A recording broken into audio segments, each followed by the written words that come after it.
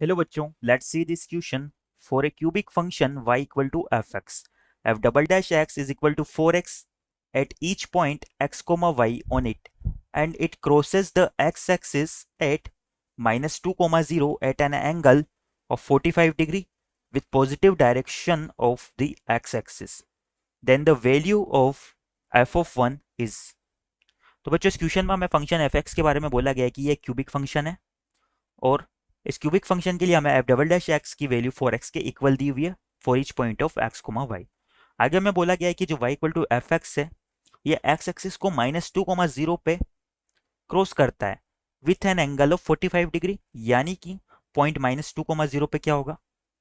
इस y equal to F x के लिए जो टेंजेंट ऑफ स्लोप जो कि एफ डैश एक्स के इक्वल है वो 1045 के इक्वल हो जाएगी, यानी कि 1 के इक्वल हो जाएगी।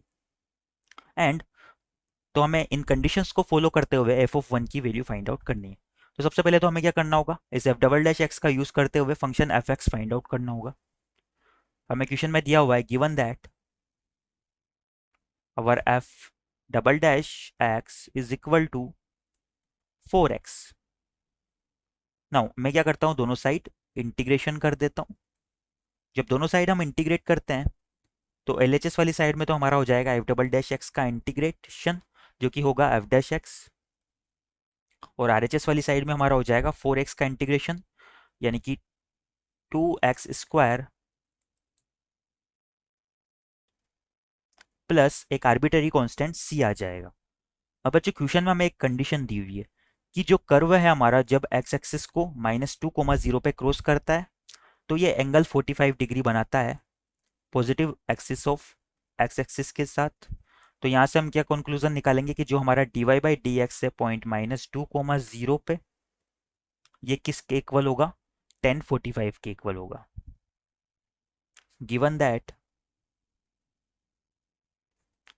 dy/dx which is equal to f dash x is equal to 1045 degree at point -2,0, यानी कि 1045 हमारा किसके इक्वल होता है, इक्वल टू 1। तो यहाँ पर हम क्या करते हैं, एफ डैश एक्स की इक्वेशन में एक्स की जगह -2 एंड वाई की जगह 0 पुट करके हमारा एफ डैश एक्स किसके इक्वल कर देंगे, 1 के इक्वल कर देंगे। हैंस इस इक्वेशन 1 नाम दे अगर हम, बाई इक्वेशन 1 हमारा एफ डैश एक्स 1 के इक्वल हो जाएगा किस पॉइंट पे, ट्वाइस ऑफ -2 का होल स्क्वायर प्लस सी। तो यहाँ से हमारे सी की वैल्यू क्या हो जाएगी, ये हो जाएगा हमारा 2 टू ज़ा 4 टू ज़ा 8 और 1 - 8 हमारा हो जाएगा -7। तो यहाँ से हमारा सी इक्वल हो जाएगा -7 के।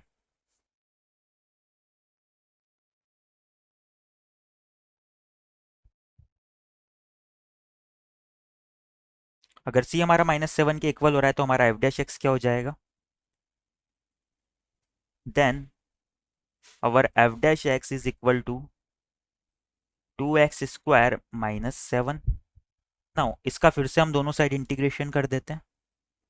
हमारा एफ डैश एक्स इक्वल आ रहा है 2x² -7। इंटीग्रेटिंग बोथ साइड्स, जब दोनों साइड इंटीग्रेट करेंगे तो एल वाली साइड में तो हमारा क्या आ जाएगा, एफ एक्स, और आर वाली साइड में हमारा हो जाएगा 2x³/3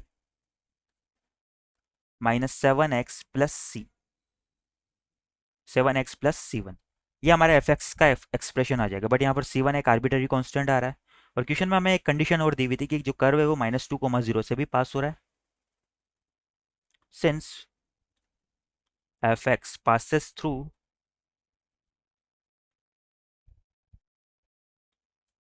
-2,0, अगर ये -2,0 से पास होता है तो यहाँ पर -2,0 से हम इसे सेटिस्फाई करवा देते हैं।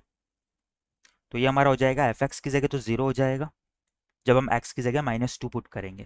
तो ये हो जाएगा 2/3 इंटू -2 का cube -7 times of -2 plus C1। तो यहाँ से हमारे C1 की वैल्यू क्या आ जाएगी, ये हो जाएगा 14 और ये हो जाएगा -16/3। तो ये हो जाएगा 16/3 -14 which is simply equal to -26/3।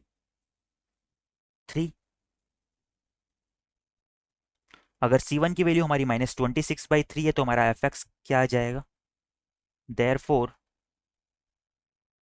Our f x is equal to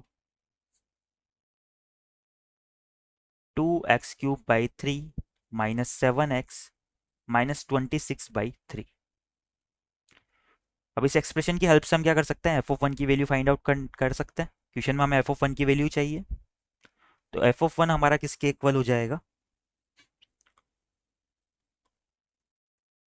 2/3 into 1³ minus 7, x की जगह आ जाएगा 1 -26/3। अगर इसे सोल्व करें तो ये होगा 2/3 -26/3 यानी कि माइनस का 24/3 which is equal to -8, and -8 and -7 मिलके बना देंगे -15। तो हमारा f(1) फाइनली इक्वल आ जाएगा -15 के। क्वेश्चन में हमें f(1) की वैल्यू फाइंड आउट करनी थी, तो इसके रिगार्डिंग हमारा आंसर हो जाएगा -15।